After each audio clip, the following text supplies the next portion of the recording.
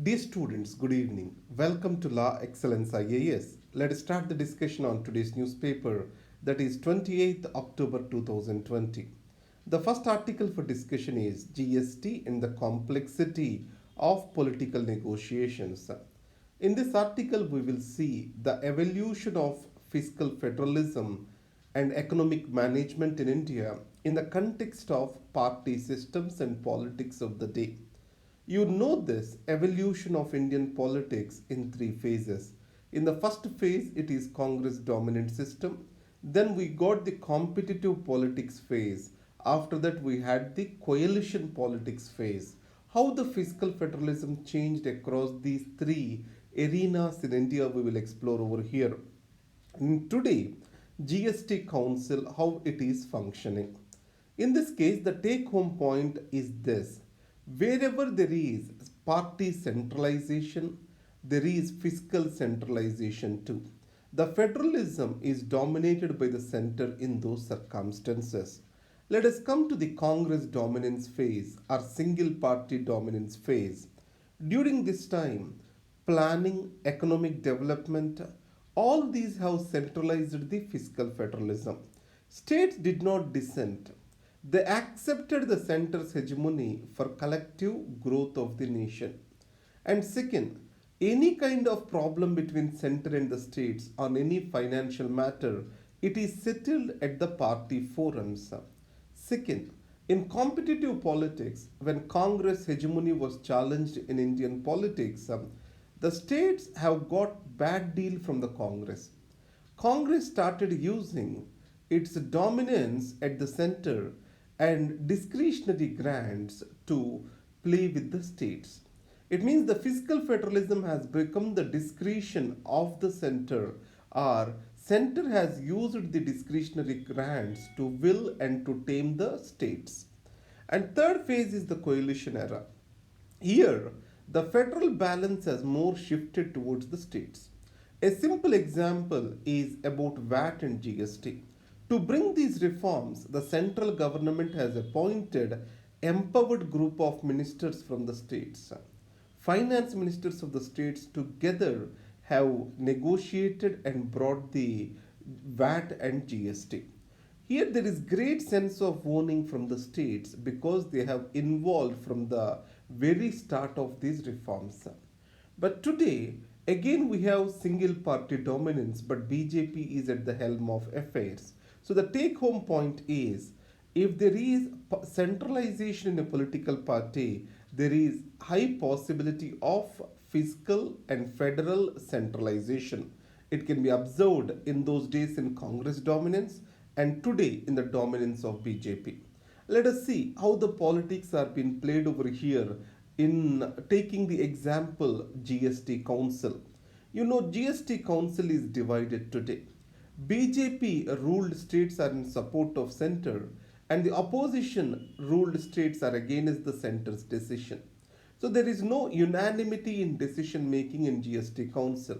As majority of the states are ruled by the BJP, obviously the center's voice is very strong in GST Council. Previously, the decisions are made unanimously. Today, the decisions are being made through majoritarian voice.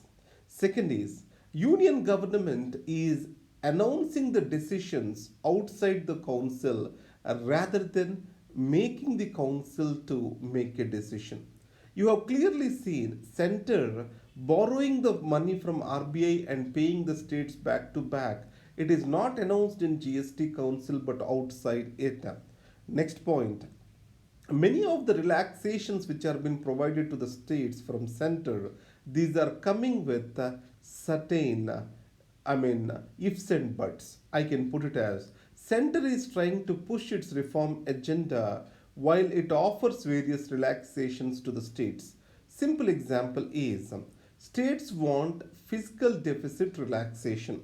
So the deficit is allowed today is 3%. It is raised from 2% to 3%. What the center did, it linked this reform to one nation, one ration card, ease of doing business in the state, urban local body finances, all these matters. So center is pushing the reform agenda whenever the states want certain help from the center. So these are the things how the fiscal federalism and federalism by and large is changing today in India. The next article is Indian DisCom stress is more than the sum of its past. Let us understand here what are distribution companies. These companies they buy electricity from generators and they will sell it to the consumers. In this case, these DisComs are very critical in the management of electricity in India. Today, they are facing a severe financial stress. And what is the amount of stress? It is close to 2,27,000 crore rupees. It is huge. If discoms fail, entire electricity management in India fails. What are the reasons for this? How to handle this? The first is electricity is highly regulated and state owned sector in India. In that case, regulators will decide the price which the consumers has to pay.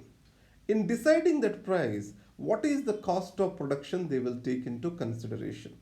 In such a case, regulators are not able to reflect the costs incurred by the discoms from time to time. So the failure is at the regulator level. Second, consumer arrears. Who is the largest consumer of the electricity? It is nothing but government. 1.8 lakh crore payments are pending for the discoms from consumers. Who is the biggest defaulter? That is the state governments. After that, free power, state government subsidies, populistic programs, these are making discoms very vulnerable. Finally, discoms have their own set of inefficiencies which can be called as aggregate technical and commercial losses, for example, theft, etc.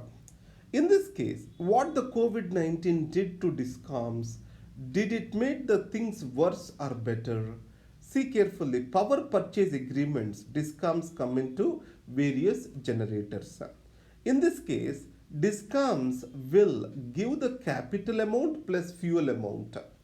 So, when COVID 19 has come up, the organized buyers such as industries etc they stopped buying as there is no production.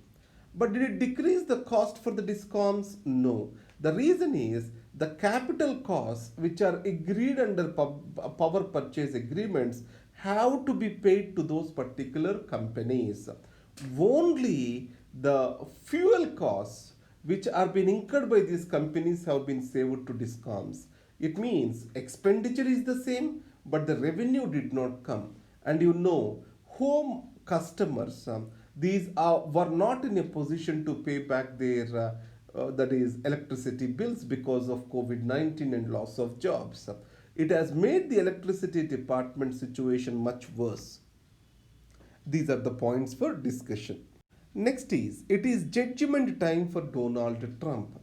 What Donald Trump did to American prestige and position in the world. The slogan of Donald Trump is America First, Make America Great Again. Did he actually do that? There is inconsistency in policy. And more, it is Twitter diplomacy rather than engagement with the allies. Because of this inconsistency, the trust on the United States of America is lost. That is the biggest damage he did for US prestige in global affairs. Second biggest damage is due to multilateralism. After the Second World War, United Nations system has come into existence and it has become a symbol of multilateralism. US moved off various agreements, either Paris Climate Change Agreement or with regard to Trans-Pacific Partnership or UNESCO or WHO. It means multilateral institutions they lost their charm and you post Second World War architecture which was created it is in shambles like never before. And the next important thing what he did was he has made America much worse today. Either it is due to pandemic or economic crisis or with regard to a racial fight which is going on United States of America today. So America is worse off today compared to the previous regime. That's how we can put it as. Next is India's outreach to Myanmar. Myanmar is strategically important for India. One reason is it is the gateway for India to Southeast Asia. Second, Myanmar is important for the prosperity of Southeast Asia of India. And in Myanmar, China is a dominant player. So Myanmar wants to decrease its dependency on China. But Myanmar do not have democracy. Aung San Suu Kyi is fighting for democracy and certain changes have come up recently. But even today, it is the military regime that holds the power. In that case, India is also engaging with the military power. What India believed is democracy, a democratic drive in Myanmar shall come from within, not externally. That's why, unlike other Western powers, India do not wish to push democracy in Myanmar. Let the people aspire for it and let the change come from within. So that is what it is. And India started engaging with the Myanmar regime. So it helped the Myanmar to diversify its international engagements. Added to that, India decided to invest $6 billion in petroleum refinery and which was welcomed by the Myanmar. India also established a liaison office in the new capital, Naypyidaw. India is the second country after China to establish this. The most successful part of India-Myanmar relation is the cooperation on border. If you see, many of the terror elements are making the border areas as safe havens. But Myanmar military is cooperating with Indian army to ensure that these safe havens do not exist. In the case of Nagaland, many of the separatist outfits they make Myanmar as their hub for Indian operations. It is being curtailed now. But there is an area of discomfort. What is that? Rohingyas.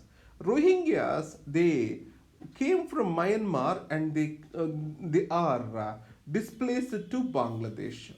In this case, Bangladesh have complaints over Myanmar. Both of them are friendly nations to India. So India is making a tightrope walk over here.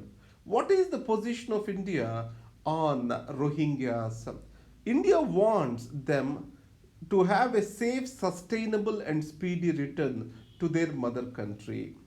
In this case, Myanmar may have complaints. By and large, if you observe the India strategy, India is willing more to engage than criticize the Myanmar on this issue. Obviously, a way can be found out. This is what the essence of this particular article.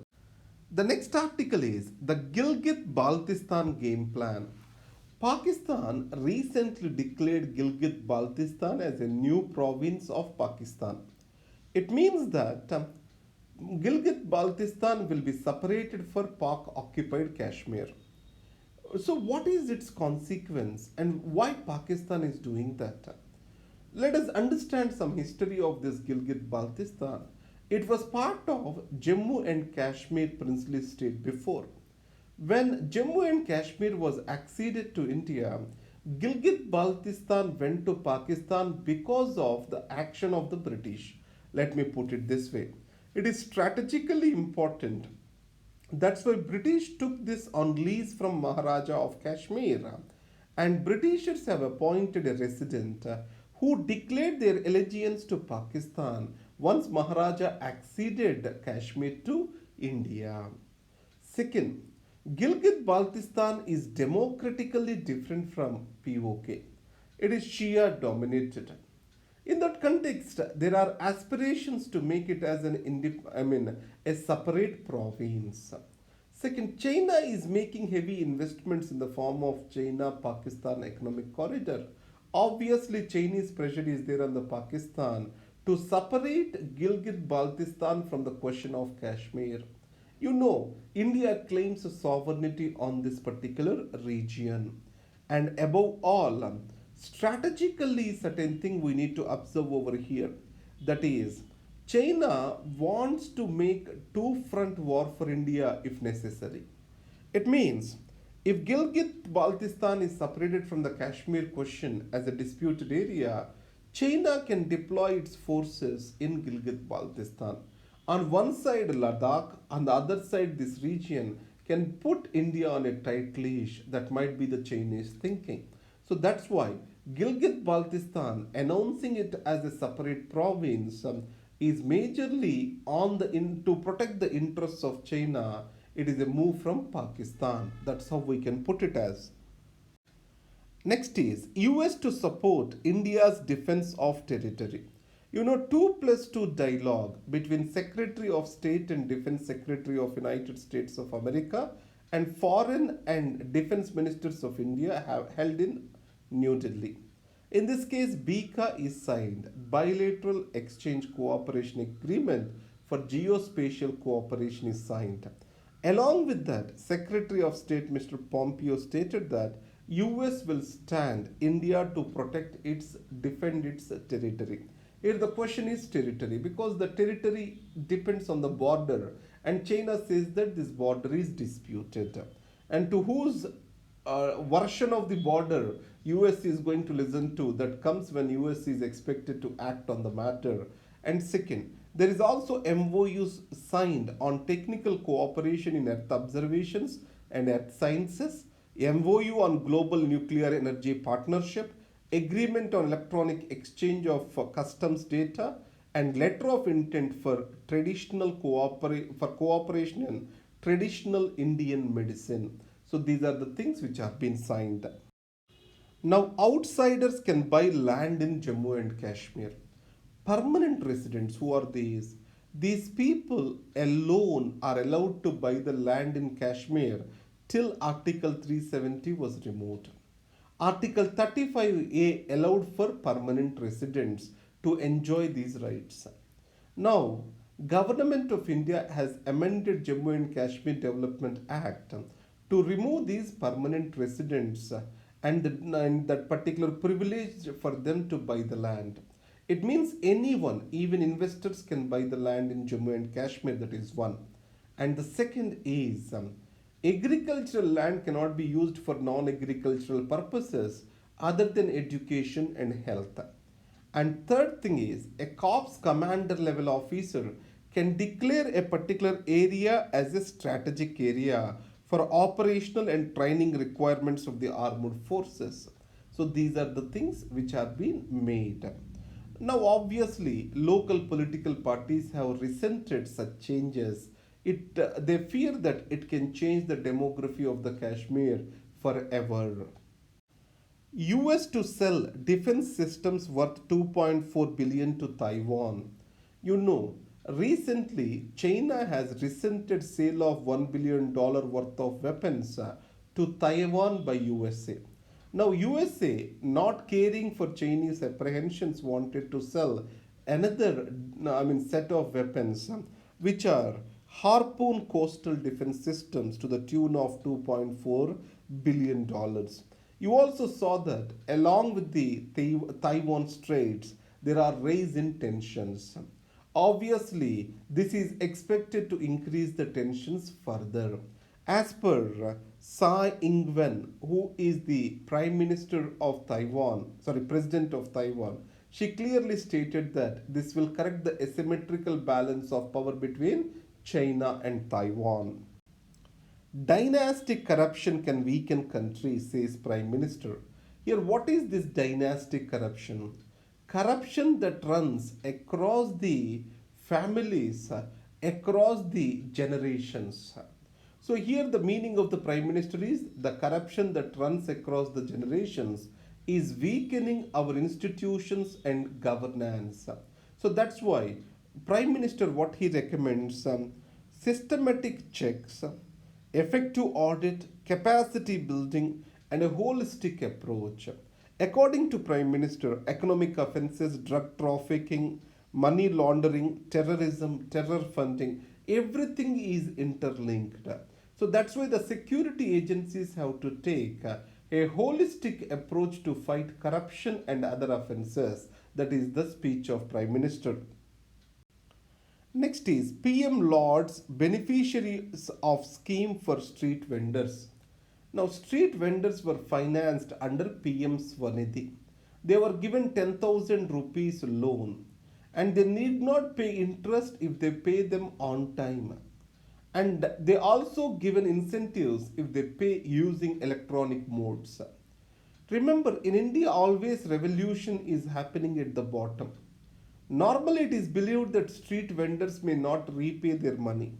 But Grameen Bank experiment in Bangladesh proved that you can trust them. There is a lot of energy and entrepreneurship at the bottom of the pyramid. If it is unleashed, it can add to the economic growth and to eliminate poverty from the country. If we go by the repayments of the street vendors, it is very much better and on time. That's why Prime Minister has appreciated them. Next is the end of an era of social justice politics in Bihar. And the next article is Jengil Raj, Babu Raj, and now what? Ask the voters. Remember, during the Lalu Prasad Yadav's tenure, Bihar is described as Jengil Raj. During the Nitish Kumar's government, it is described as Babu Raj. What people thought is previously there was hooliganism, muzzle power, and anarchy on the roads. Today it is shifted to government offices. This particular anarchy is replaced by the corruption of bureaucracy and money power. Now, the second thing which they express is the end of an era of social justice politics in Bihar. Remember Mandal, Mandir, after that market politics. These have reshaped India. In this case, Mandal politics are represented by Lalu Prasad Yadav, Nitish Kumar, Paswan in Bihar. These are fighting the elections on the premise of social justice. On the other hand, BJP represented Hindutva politics over there. In such a scenario, Lalu Prasad becoming inactive, Nitish Kumar is fighting his last election, and then death of Mr. Paswan, all have ended the so-called social justice politics in Bihar. Let us see what is expected to come in future over there. So remember, the social justice politics era has come to an end in the north. Obviously, what is the next thing which is going to replace that? We have to wait and see. Next is Kerala government fixes base price for 16 agricultural produce. So, farm produce is very much in news recently. In this case, when there is surplus, farmers lose because of low prices. When there is a deficit, obviously there is no production. Either way, the farmer is losing. In this context, on 16 agricultural products, a base price is decided, and Kerala government assures the producers that if the price fall below this, the local governments will chip in and they will procure. In that way, they are intent to provide economic security to the farmers. Final thing, negative or zero growth but firm recovery on. You know, IMF's World Economic Outlook stated that Indian economy is expected to shrink by 10.3% this financial year, and next year it is expected to show a rebound growth around 8.8%. Nirmala Sitharaman quoting that says that Indian economy is on a recovery path and the recovery is very firm. And second, government of India is also focusing on building the assets during this crisis phase. So these are the two important takeaway points. Thank you very much. This is Dr. Rambabu for Law Excellence. Today I have misplaced my mic, so there might be some disturbance with the sound. From tomorrow I will rectify the same. Thank you very much.